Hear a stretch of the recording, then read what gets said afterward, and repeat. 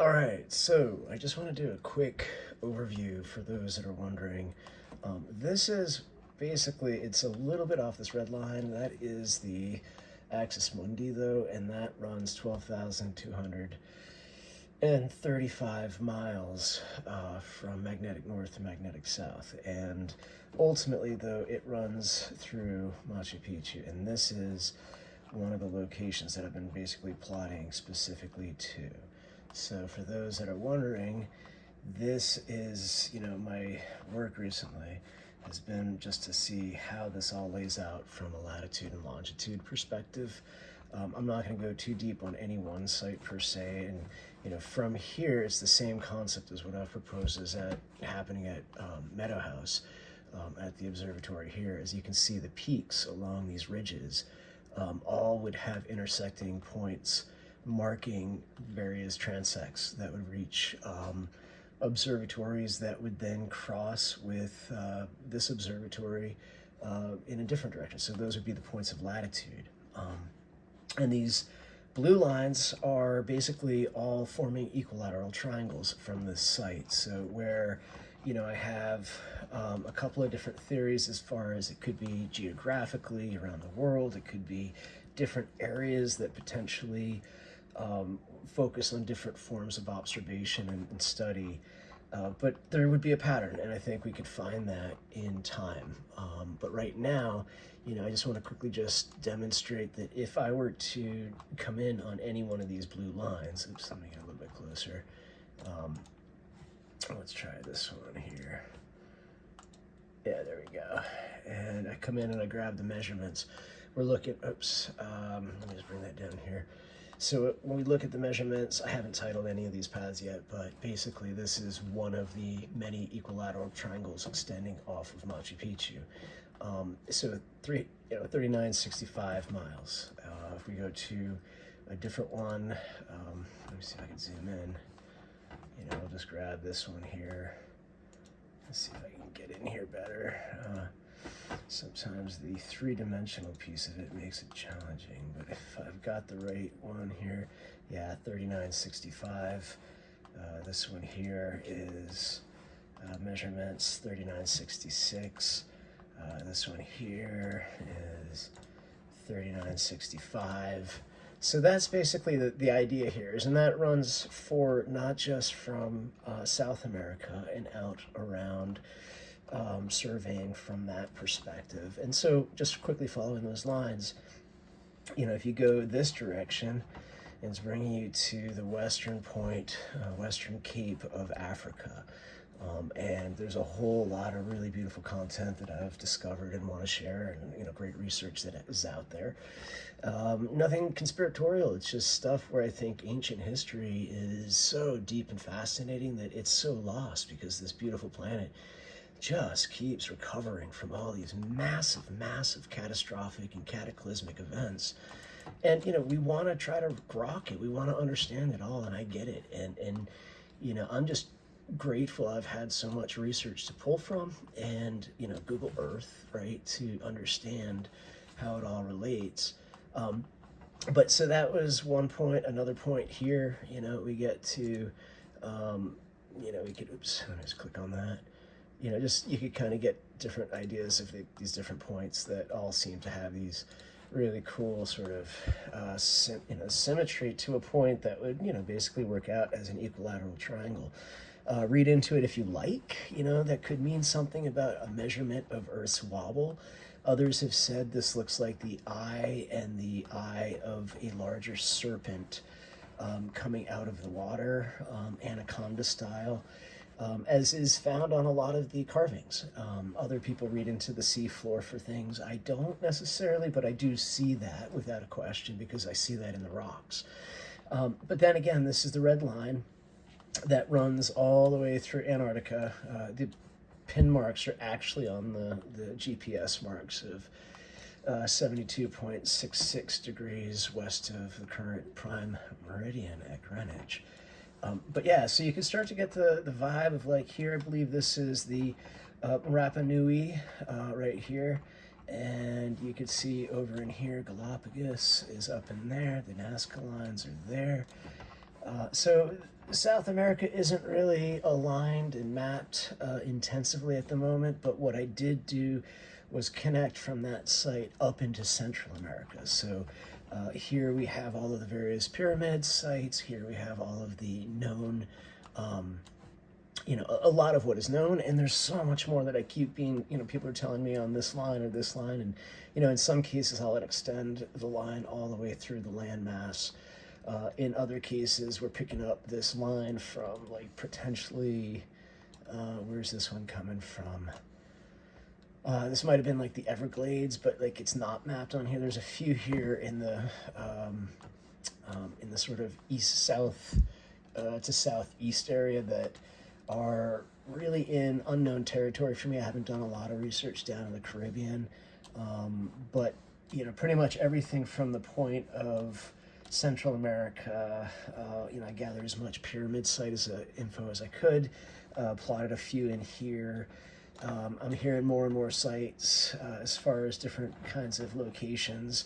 So I'm going to increasingly increasingly adding more and more sites, but have only plotted what I can currently with the time that I have. So that's coming from here. So then if you look at like this site, is here at Meadow House. And just to like make sure that people are seeing this all in real time, I'm just going to do the same thing that I did with the whole plotting of the thing down at Machu Picchu. And I'm just going to go get info. We're going to go measurements. It's 3964. I'll come to that double line there because that's actually part of why I was doing this today. Let's go get info, measurements, 3964. They'll come into this one that's going to the southeast. Measurements 3965, and then as we're going to the north, we've got this one here. I want to grab the right one, and yeah, 3965. Now these two that actually go right over the house, Meadow House here, are, if I could grab this measurement, the 5068. And I think that's a different one. Bear with me here. Where are we at? There we are. So that's 3964. So that one, the Africa, what is it? Meadow House to Machu Picchu. This one goes to the African tip, the western tip there. That I had shown previously. And then this one here is the one I was looking for. That one is also, that was the exact same one. It's this one that I wanted. And that is it's untitled, but that's the larger, runs all the way. Let me just pull this up here to here.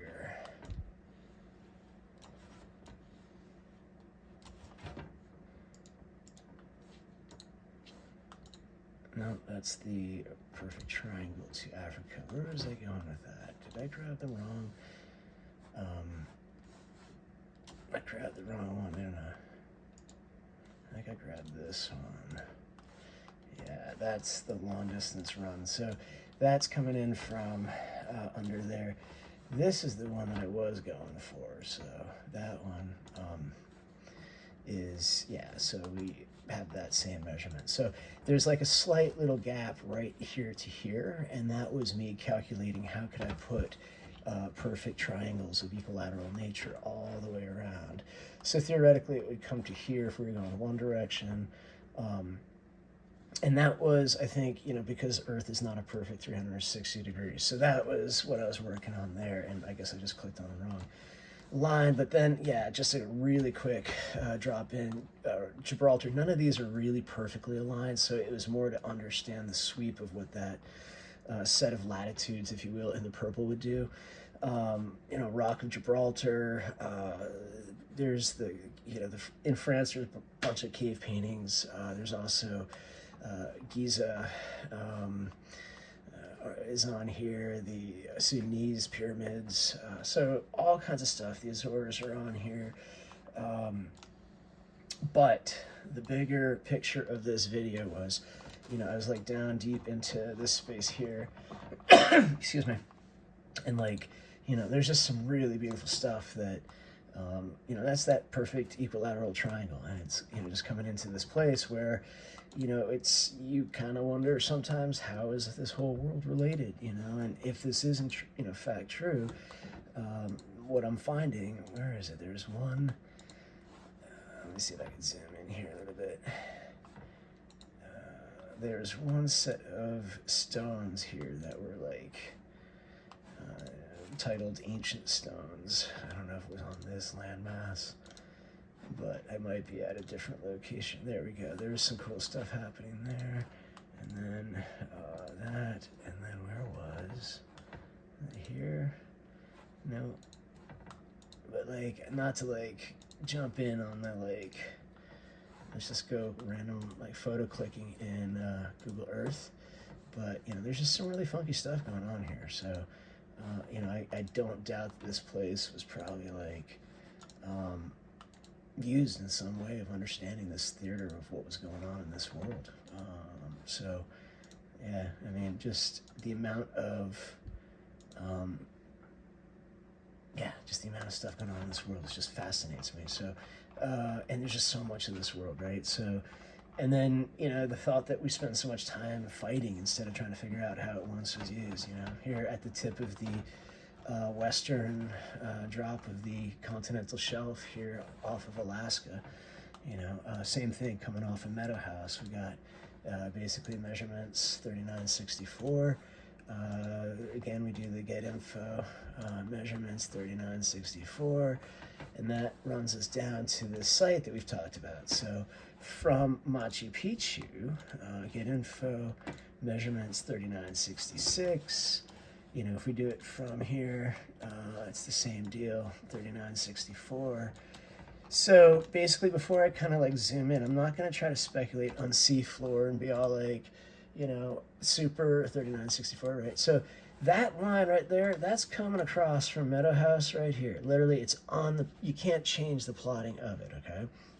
Just like I've run those lines all the way through all of these other things. You can't change those. That's real science. Like, I'm not making this stuff up. I might be off a little bit here, 5 mile stretch there, this or that. But in the big arc, when you look at the patterns, it is what it is. And I'm saying, like, in between these areas, there's significant amounts of data points that I'm missing, or that have been lost to the hands of time.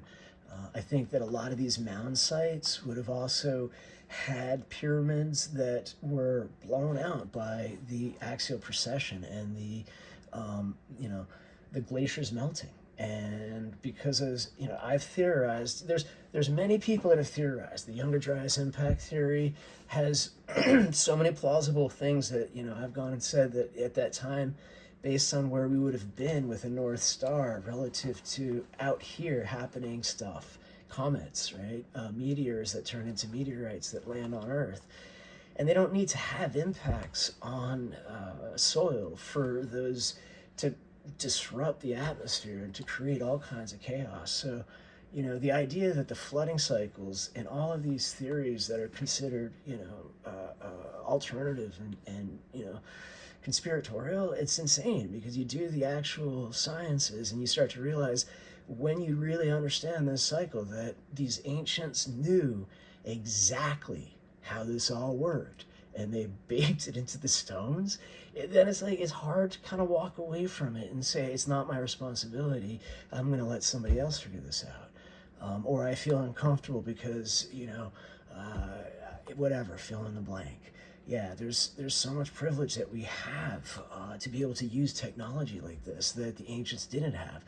But I'm not going to like wallow in that. I'm going to try to use it to learn from what I can and reverse engineer a lot of stuff. I can't make up the fact that Machu Picchu exists, that site. I brought it right there. I ran all the things. Look at how it crosses. You decide for yourself if it's real or not. But this whole theory, if somebody wants to fund it, I'd like to come out here. I believe this is Mu. I believe this continent once existed out here. I believe modern science doesn't truly understand just how much the glacier melt down in here deposited into the Pacific Ocean. And to understand that there's all this stuff going on here that would have once been much, much larger in height, and not just because we theorize we know about ocean level gain relative to things like isostasy is so much pressure on that landmass from huge amounts of volume displacement from one theater of the world to another would totally evaporate an island such that like here remains the remnants of it, right? So in that sense, we know about Zealandia and the extensions of what was a larger New Zealand, right? But there are people that talk about this other continent, and I'm not one to say whether it exists or not, but I'm saying if somebody wanted to do this, why wouldn't it be fun to just dive in there and go check the seafloor, and see like what's going on down here? Is it truly like all just some fictitious thing that is in Glenn's head, or is there actually something that we could like get in there and be like, oh fuck, I'm sorry, I don't mean to be all cursing, but yeah, I think it'd be really exciting because I do honestly believe that there's going to be something happening that right now there's no way that like I'm going to try to pontificate and say, oh well, if we just go by this one specific map that points to this, and there's like all kinds of like mathematicians, what is it, where are we at, the mathematician seamount, I could enter it in and stuff, but like there's not all these things that I've gone through. This was one of the islands that I looked at as far as like, could that have been the point where this convergence of all of these points was instead of here. And no, maybe it was one of these things where like a radian of that thing when this was all land. Sure, I wasn't quite sure how to sort of read this whole thing. And quite frankly, here's the other thing, if you think about how the force of melting water would have just obliterated stuff, right? So if all of this is still the remnants of a previous melt out of a very large amount of ice up on the southern hemisphere, that would have taken out a whole lot, right? So however you want to read that, you can. I'm just looking at it saying what I know is these other points. I know that it takes us to here, it takes us to there. Whether this is all just ocean at one point or not, I haven't really done a lot of research on that. So what I have done is try to get all of these lines together and just make them as like solid as like, here, let's go to this point. So again, if anybody wants to go on a deep sea dive, I think that would be a lot of fun. It'd be as close to this construction company. Sometimes these different pictures are mislabeled or mistagged, but maybe there's somebody out there that wants to do some diving for us and see. I think it'd be a really fun kind of an adventure, but that's just me. So, and then here at the edge of this sort of thing, we have all kinds of maritime places and really fun, beautiful North American, Bering Sea, all kinds of goodness. So that is kind of like the overview here. Straits, right? Everybody knows this. Kind of like, oh, I have those mapped on here as well. I guess that's the thing, right? So that's kind of like why I think that maybe if this thing called Mu existed, that's that. All right, I'll leave it there. I hope everybody's well. Peace.